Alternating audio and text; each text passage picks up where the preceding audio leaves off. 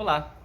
Amanhã, no dia 31 de março de 2021, eu vou fazer o meu concurso para virar professor associado na UFMG. E aí, enquanto eu estava mexendo ali na minha apresentação, tentando fazer uma coisa palatável, eu fiquei pensando, poxa, eu nunca, apesar de tudo, eu nunca fiquei pensando, eu nunca me imaginei nesse momento específico, em que eu tivesse numa parte da minha carreira que eu fizesse um concurso para professor associado. Até mesmo por uma coisa, eu percebi, eu nunca soube no passado, até virar professor, o que era ser um professor associado. Então eu decidi, falei assim, vou contar, né? Eu acho que ninguém conta sobre o assunto, eu acho que eu vou contar. O que é um concurso para professor associado? E aí dá para explicar um pouquinho o que é uma carreira de um professor pesquisador no Brasil. Primeiro a gente passa por um momento de formação acadêmica, né? Para a gente aprender e a gente se especializar em algum assunto para que a gente consiga no futuro produzir conhecimento. Então a gente faz uma graduação, né? Você tem que fazer uma graduação. Depois que você termina a graduação, você vai para pós-graduação. Aí tem dois tipos diferentes. Você pode fazer stricto sensu ou a lato sensu. Lato sensu são as especializações. Eu fiz uma especialização. Tá? Eu fiz especialização em neurociências, depois de ter feito ciências biológicas. Mas aí você faz uma especialização, a especialização você não precisa fazer uma tese ou uma dissertação, você faz um TCC, um trabalho de conclusão de curso. E tem a stricto sensu. A stricto sensu, aí você entra no primeiro passo do stricto sensu, seria o mestrado. Eu fiz os dois. Eu fiz a especialização, lato sensu, depois eu fiz a stricto sensu. Mas não é obrigatório e nem é necessário. Tá? E aí você entra no mestrado. Aí são 2 anos.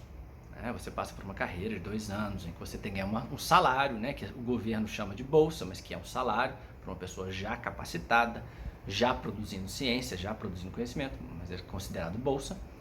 Então você ganha uma bolsa, que é um salário, muito fraco, por sinal, e você vive para aquilo, né, para continuar sua carreira, agir como cientista, fazendo uma formação de mestrado. Você termina o mestrado, 2 anos, você forma-se, então, mestre. Depois disso, aí você faz um doutorado, se você quiser continuar a carreira acadêmica. Você pode terminar o mestrado e você vê que já está o suficiente para os seus objetivos, você vai dar uma aula, ou é bom para uma carreira específica que você vai trabalhar no mercado de trabalho, então não precisa também fazer o doutorado. O doutorado é quando a pessoa quer fazer pesquisa, porque o doutorado exige que você faça uma tese.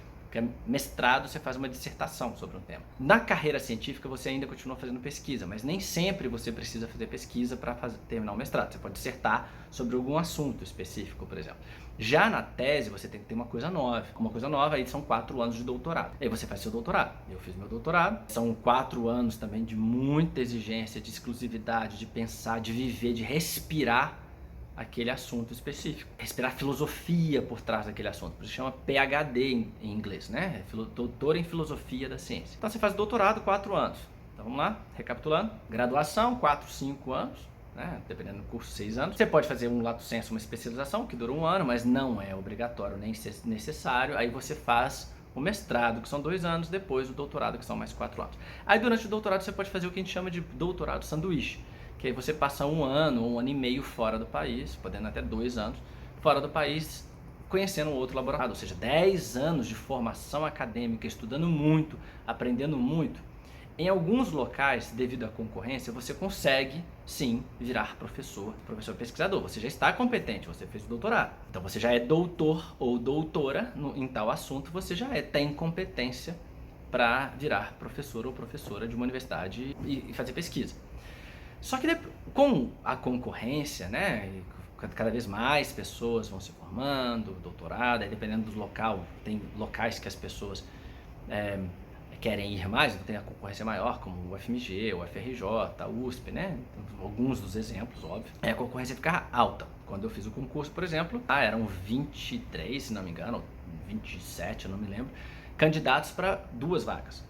Então, e todo mundo com doutorado. Então, é uma concorrência forte dentro da UFMG, por exemplo. Então, o que você pode fazer é você alugar, entre aspas, um laboratório para você trabalhar. O que seria esse alugar um laboratório? Seria fazer um pós-doutorado. Então, um pós-doutorado não é um título. Você não vai aprender, ter disciplinas e ganhar um título de pós-doutorado. Você escolhe locais que você vai passar um tempo trabalhando já como doutor, já como cientista, de novo, mal pago. Você ganha uma bolsa de pós-doutorado, você não ganha o salário de doutor.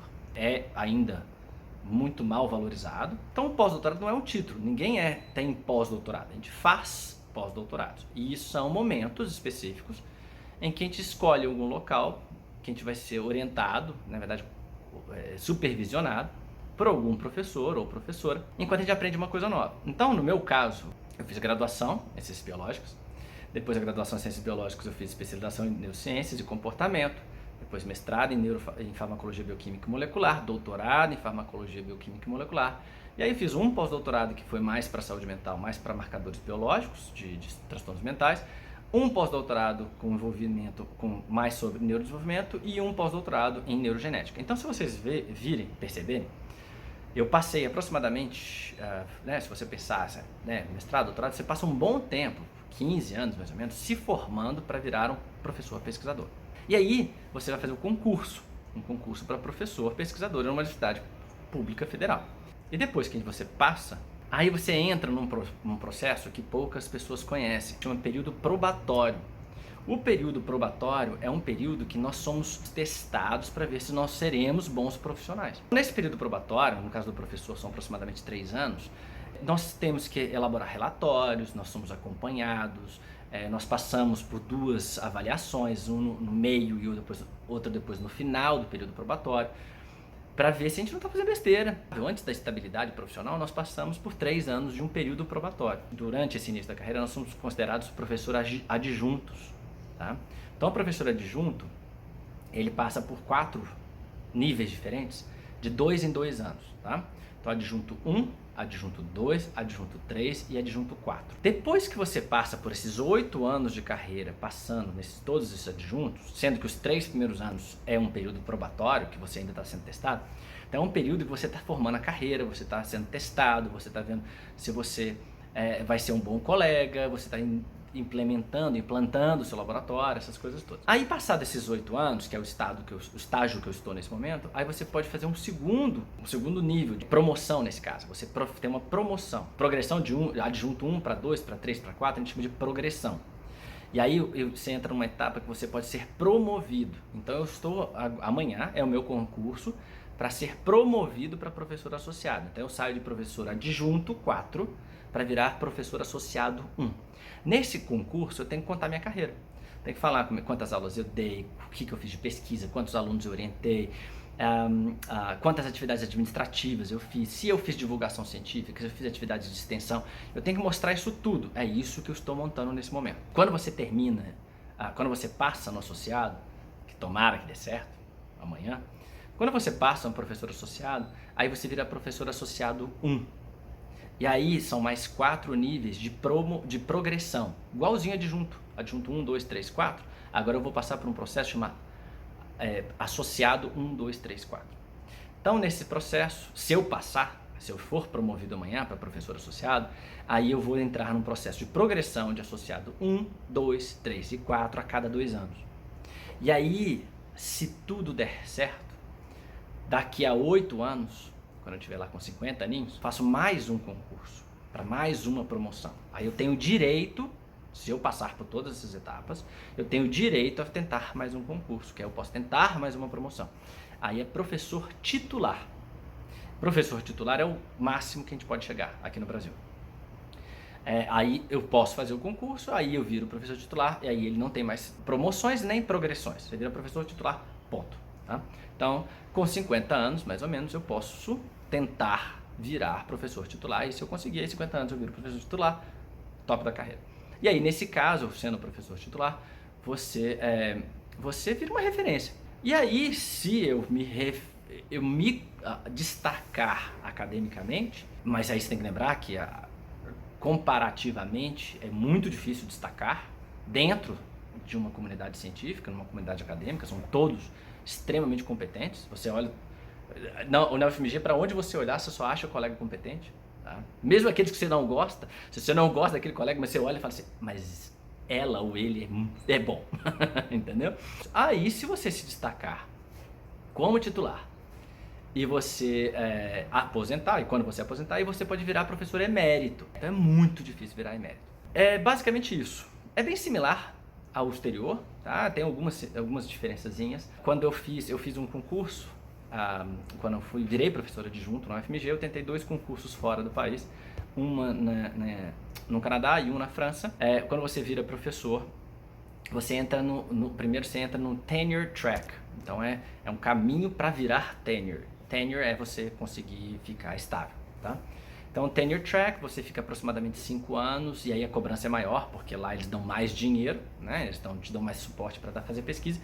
Então você tem que mostrar que você consegue mandar bem demais no laboratório. Aqui no Brasil, a gente olha um para um colega para o outro e fala assim, poxa, se você conseguiu tirar água de pedra, você já é bom. Basicamente isso. Mas lá não, lá a exigência é, já que eles te dão um enxoval, que é chamado, né, para você começar a carreira. Eu lembro do meu orientador, ele ganhou aproximadamente 150, 200 mil dólares como enxoval para começar a carreira. Eu ganhei 7 mil reais, tá? Eu consegui montar só meu escritório, basicamente. E hoje, quem entra na UFMG hoje nem 7 mil reais ganha mais, porque não tem grana. Mas em novembro de 2012 eu ganhei 7 mil reais como enxoval. Então no exterior você entra, você fica tenure track por aproximadamente 5 anos, e aí você passa por um processo avaliativo, aí you get tenured.